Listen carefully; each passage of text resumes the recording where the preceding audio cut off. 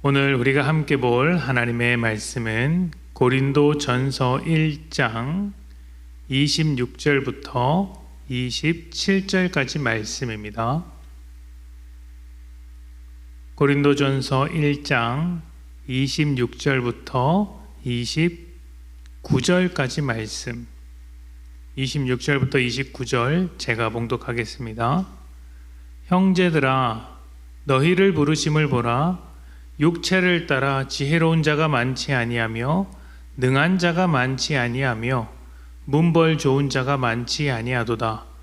그러나 하나님께서 세상의 미련한 것들을 택하사 지혜 있는 자들을 부끄럽게 하시려고 세상의 약한 것들을 택하사 강한 것들을 부끄럽게 하려 하시며, 하나님께서 세상의 천한 것들과 멸시받는 것들과 없는 것들을 택하사 있는 것들을 폐하려 하시나니, 이는 아무 육체도 하나님 앞에서 자랑하지 못하게 하려 하심이라. 아멘. 바울은 고린도 교회를 향한 편지에서 초반에 그들이 하나님의 교회이며 하나님께로부터 받은 은혜와 지식이 얼마나 풍성한지를 칭찬해 주었습니다.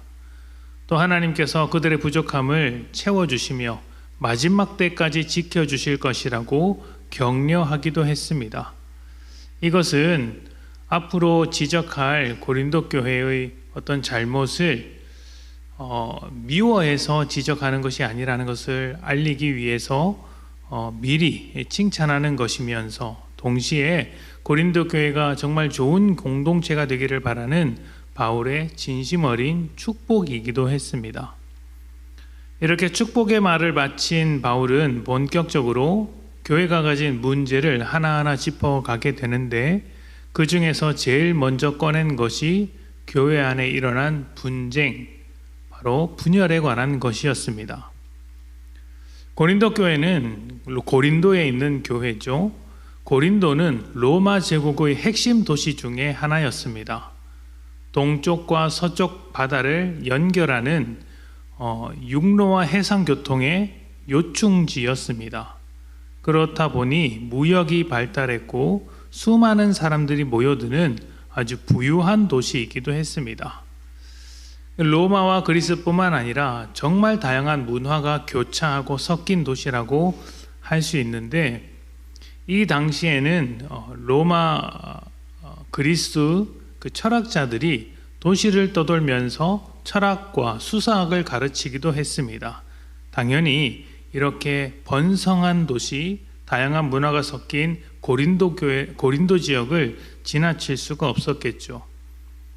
이 철학자들은 고린도에 와서도 활동했는데 주로 서로의 철학을 비교하면서 누가 더 설득력 있는지, 누가 더 지혜로운지, 누가 더 논리적인지를 비교하면서 내가 더 앞선다, 네가 더 앞선다, 이렇게 비교하고 평가를 했던 것입니다. 그런데 바로 이런 문화적인 영향을 고린도 교회가 받아서 그 안에서 분열이 일어났던 것이죠. 고린도 교회의 성도들은 나는 아볼로 편이다, 나는 베드로 편이다, 나는 바울의 편이다 라고 서로를 각각 갈라놓고 비교하면서 누가 더 나은지를 따졌습니다. 나는 아볼로로부터 배웠다, 그는 얼마나 똑똑한 사람이냐. 나는 베드로로부터 배웠다, 그는 사도 중에 한 사람으로서 예수님과 직접 있었던 사람이다.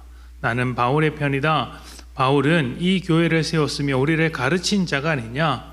누가 더 뛰어나겠는가 라고 하면서 바울이 더 뛰어나다, 아볼로가 더 뛰어나다, 베드로가 뛰어나다 따졌던 것이죠. 이것은 방금 말씀드린 대로 그 당시 도시를 떠돌면서 철학과 수사학을 가르쳤던 철학자들이 하는 행동들이었던 것입니다.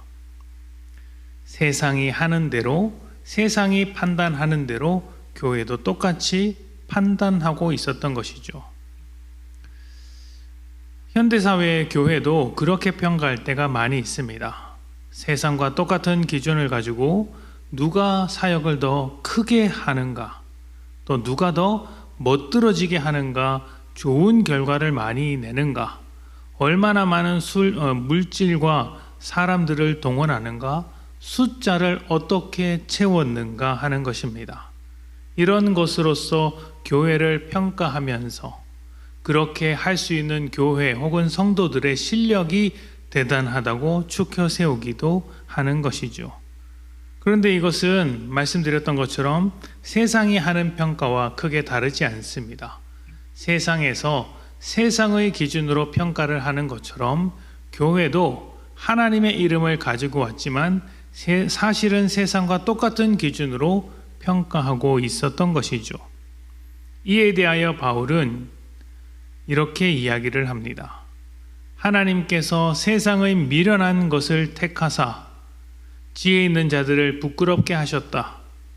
하나님께서는 세상의 약한 것들을 택하사 강한 것들을 부끄럽게 하셨다. 하나님께서는 세상의 천한 것들과 멸시받는 것들과 없는 것들을 택하사 있는 것들을 폐하셨다. 하나님께서 세상에 주목받지 못하는 수많은 사람들을 택하여서 주목받고 높은 자리에 있는 아주 잘한다고 평가받는 자들을 부끄럽게 하셨다는 것입니다. 왜 이렇게 하셨습니까? 아무 육체도 하나님 앞에서 자랑하지 못하게 하기 위함이다 라고 이야기를 합니다. 이 말씀에서 반복적으로 나오는 단어가 하나 있습니다. 바로 택하사입니다. 교회는 하나님이 택하셔서 만들어진 공동체입니다. 그런데 그 택하신 사람들이 실력 있는 사람들이 아니었습니다. 방금 말씀드린 것처럼 세상에 미련한 것이었고 약한 것이었고 천하고 멸시받으며 없는 것들이었습니다. 그런 자들을 택하사 하나님의 교회로 만드신 것이죠. 즉, 교회는 사람의 실력과 능력으로 세워진 공동체가 아니라 하나님의 실력으로 만들어진 공동체라는 것입니다.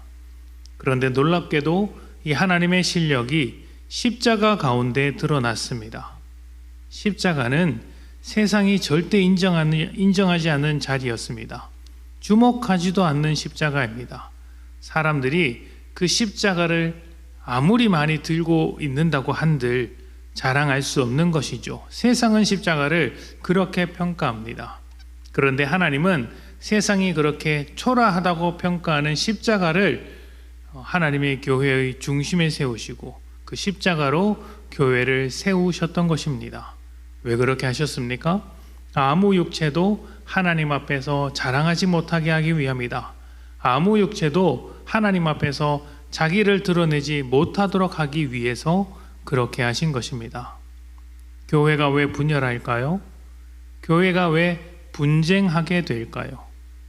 이러한 십자가를 잃어버리고 자기 실력과 명분을 자랑하기 때문입니다.